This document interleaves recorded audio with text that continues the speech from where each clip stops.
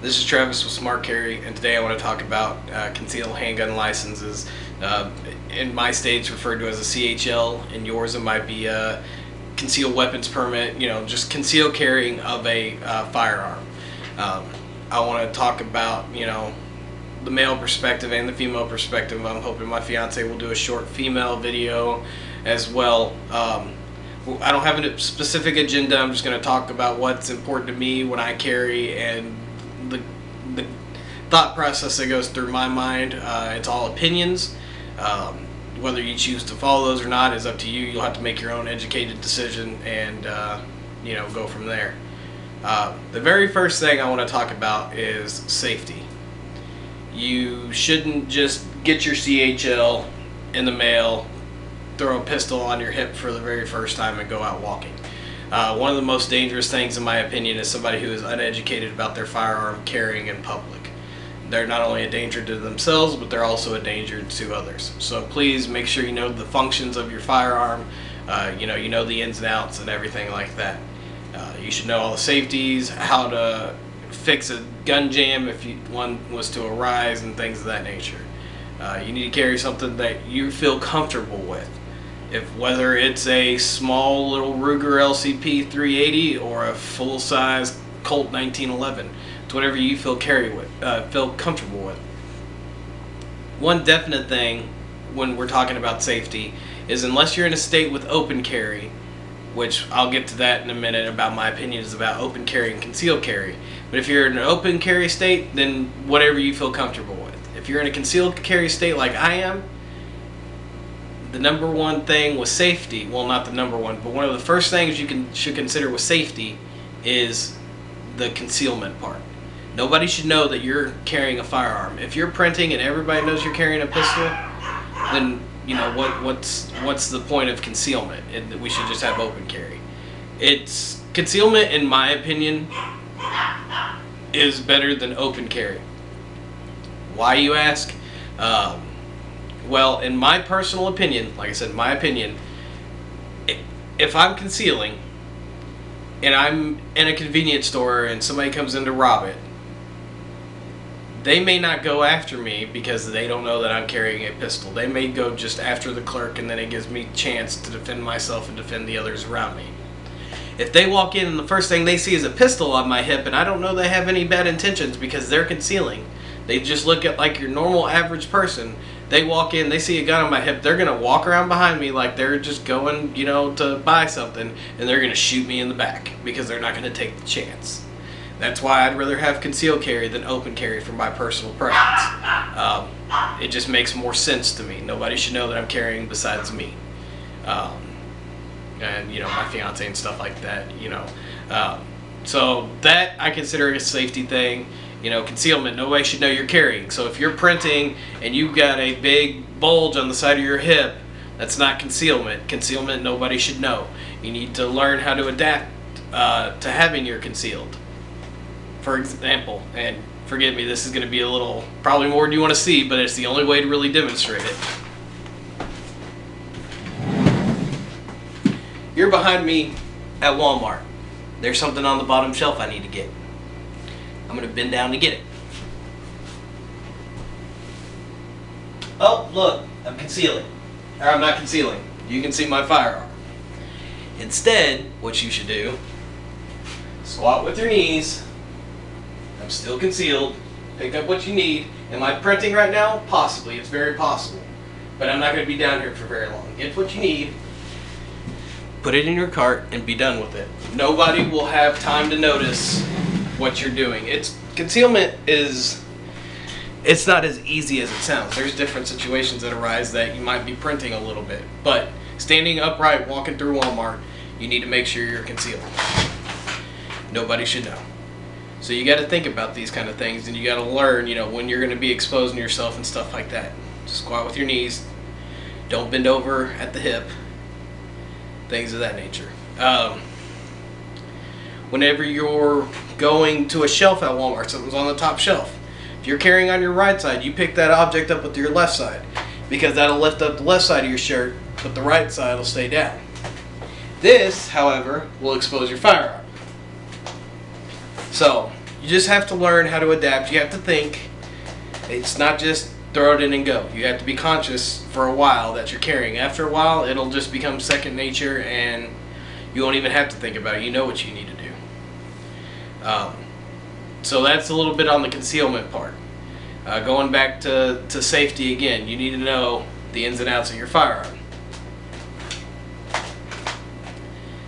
I carry a Glock. It has no external safety. It does have a safety feature on the trigger guard. It's got some internal component safeties. This right here, knowing how to draw and index your weapon, this is safety on. This is safety off. Safety on, safety off. It's really easy. Now I'm going to clear my weapon. It is loaded because that's the way you should carry a concealed handgun. If it's not loaded and you're not comfortable, if it's not loaded, then you need to get comfortable with it being loaded, and I'll teach you a little bit about that and how to feel comfortable with that. But first I'm going to clear my weapon. Well, that didn't really do any good because I didn't have my mag in. Now it's clear. Verify that it's clear. Lock it back. Check it with your eyes, check it with your finger. Don't look down the end of the barrel. Look down this way, point in a safe direction. I know that there is nothing inside my gun. I'm going to pick my bullets up off the ground real quick.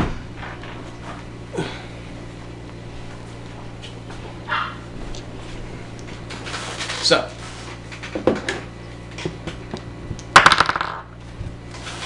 now that my weapon is cleared, I'm going to dry fire just so you know.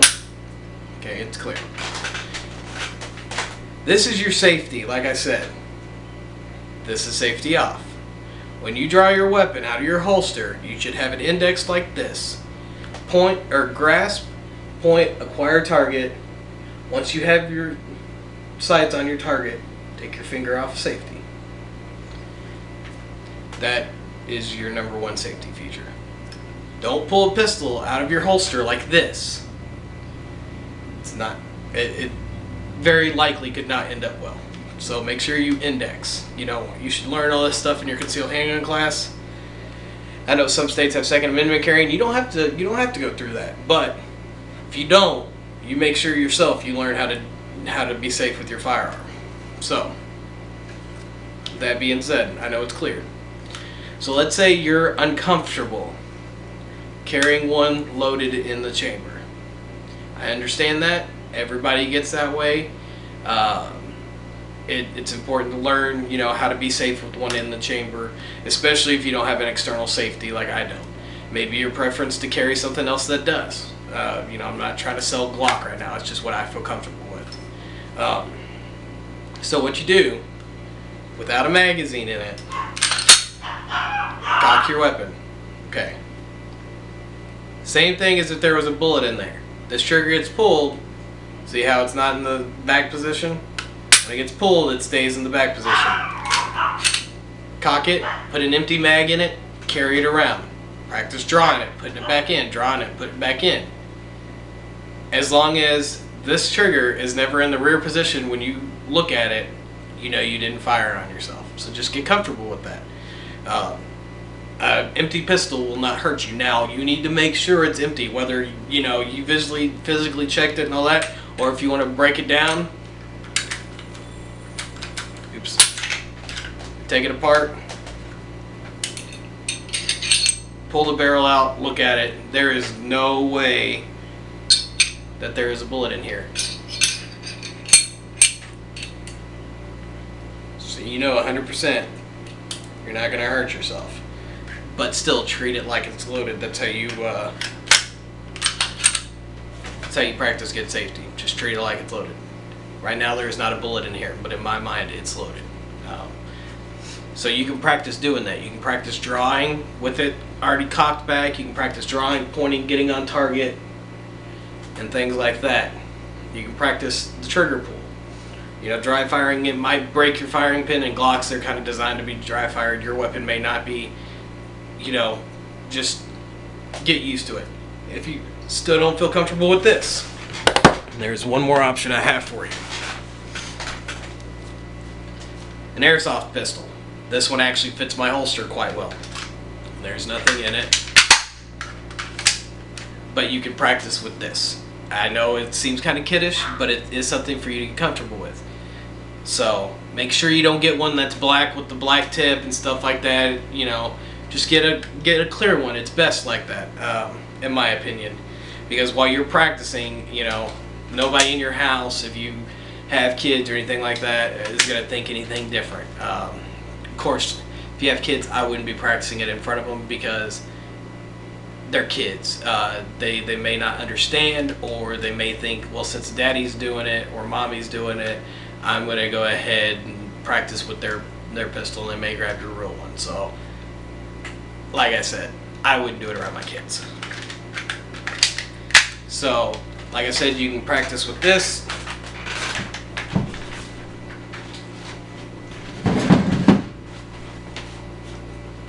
You can practice, draw, point, fire, all that. And you can get these for probably 20 bucks at Walmart for the really cheap ones. It may not fit your holster. I just happened to be lucky and it did. But they do have holsters for airsoft pistols. So that kind of wraps up the safety portion of this.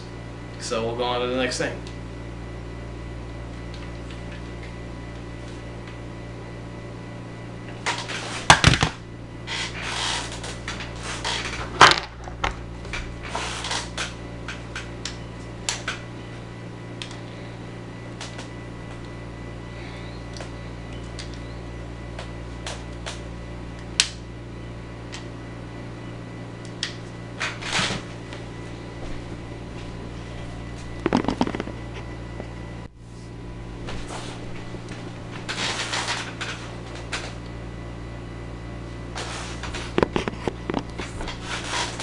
Alright, the next thing I want to talk about is the actual carrying of a pistol on your side. There's a few things that I personally do. I always wear my holster in the same position. It helps me train muscle memory to know exactly where it's at, where I need to put my hand, things like that. Of course, you know, if you really think about it, you can feel it, where it's at and things of that nature. But your hand needs to know exactly where to go without thinking. It should all be muscle memory. Because if you're ever put in a self-defense situation and you're not inside your house, you know, where you hear a noise, you can go ahead and, you know, be pointed. If you're, you know, in a store or something like that, and you have, or out walking to your car, and you have to pull, you need to be able to pull fast, you need to pull right, and you need to be able to hold your composure. So I always carry in the same position. It's about the 3:30, 4 o'clock position on my right hip, angled just right for an easier draw. Once again, it is still an empty weapon. It does have a mag in it, but it is empty for this portion of the video. So when you carry in the same spot like I do.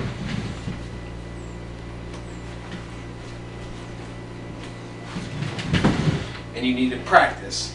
So when you're at home, you need to practice lift, draw, point, dry fire if you want to. I just kind of simulate the trigger pull. That's one important thing. So you should be, you know, comfortable if the situation ever arises, grabbing your weapon and then reholstering. You need to practice. That's pretty much the bottom line. You need to practice. Whether you're carrying on your person, if you're a guy, I really don't see any other way of carrying besides on your person. Women, you can carry on your person. You know, some ladies, they wear tighter clothes and it makes it impossible. They do have a holster that clasps onto your bra, and it actually tucks underneath the left cup. And basically what it is it's hard plastic, and so, and this is going to be kind of hard to do, and I don't want to drop my gun, so I'm going to use the airsoft pistol. It basically is plastic clasped around under here, so just kind of, you know, give you an idea.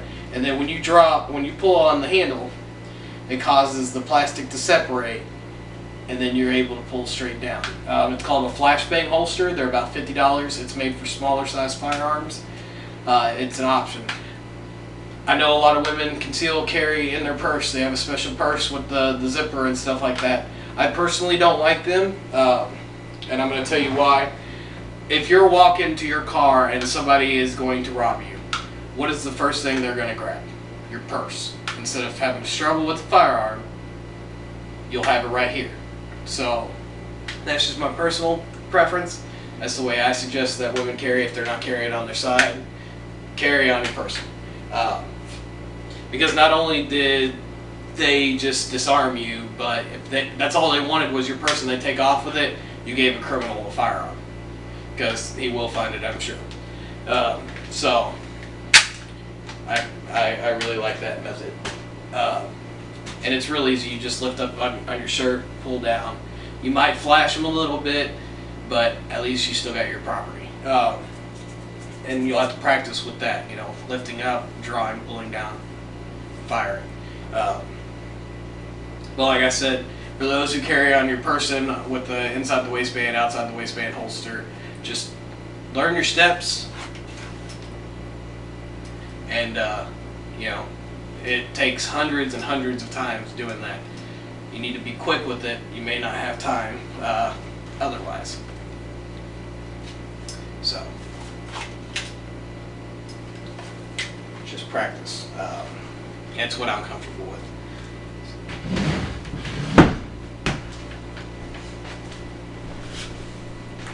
So now that you got that, you need to practice carrying all the time. That's really all I can say. You shouldn't be, well, if I'm going to the rough area of the neighborhood, I'm going to carry today. You never know what kind of situation may arise. It's kind of like taking your spare tire out of your car. Well, I got new tires, I don't need this, and I need the trunk space. Doesn't mean you're not going to hit a nail and need your spare. So always carry with you where it's legal. I'm not going to go over where is legal and what's illegal. State laws are all different. You're going to have to do that research on your own. There's the internet. I mean, you can find pretty much anything you need to know. If it's still not cut clear to you, ask the person who gave you your, who was your CHL instructor. If you're in a Second Amendment state where you don't have to take the class, call your local law enforcement. Trust me. Excuse me. Trust me. They are not going to be upset asking questions like that. They want people who are responsible citizens carrying firearms. They do. But since we're talking about law enforcement, let's talk about your interaction with law enforcement while you're concealing. In my personal state, it is still law that you have to notify that you are carrying. However, they remove the penalty portion. I'm going to let law enforcement know I'm carrying if they ask for my identification. Just because I'd rather them know than them find out later. Whether you're carrying or whether you're not, I'd let them know that you're a CHL holder. So you're driving in your car, you get pulled over. What do? Keep your hands on the steering wheel, roll down all your windows before they get out of the vehicle, and just, you know, go the back and forth, you know, I stopped you today, things like that. When they ask you for your identification, say, officer, I have no problem giving you my identification, but I want to let you know that I am a CHL holder and I am currently carrying. Do not say the word gun. I've actually seen this before in a dash cam video. They said the word gun. Partner to the police officer was over here, wasn't paying attention, heard the word gun and drew his on the citizen. So I would avoid the word gun. So just say, I want to let you know I am concealed carrying. How would you like to proceed? He'll probably ask you where the weapon is. For me, I'd say it's at 3:30, 4 o'clock on my right hip. Now, what he's going to ask you to do at this point, I'm not sure. I've never actually been pulled over since I've had my concealed. The reason why you want to let him know that is because if you carry where I do, your seatbelt release is right here next to your firearm. So whether you're carrying or not, let him know. If you're not carrying, kind of backtracking a little bit, just say, I want to let you know I do have my concealed carry, but I am not currently carrying. He's probably going to ask you why you're not, because if you have a concealed carry, you should be carrying. But nevertheless, just let him know. So whenever I ask him how he wants me to proceed, he may want me to remove my seatbelt with my left arm because I can't draw from this position. Or he may say, that's cool, just don't show me yours and I won't show you mine. In that case, I'll take off my seatbelt, get him my identification, hand over my license and my CHL.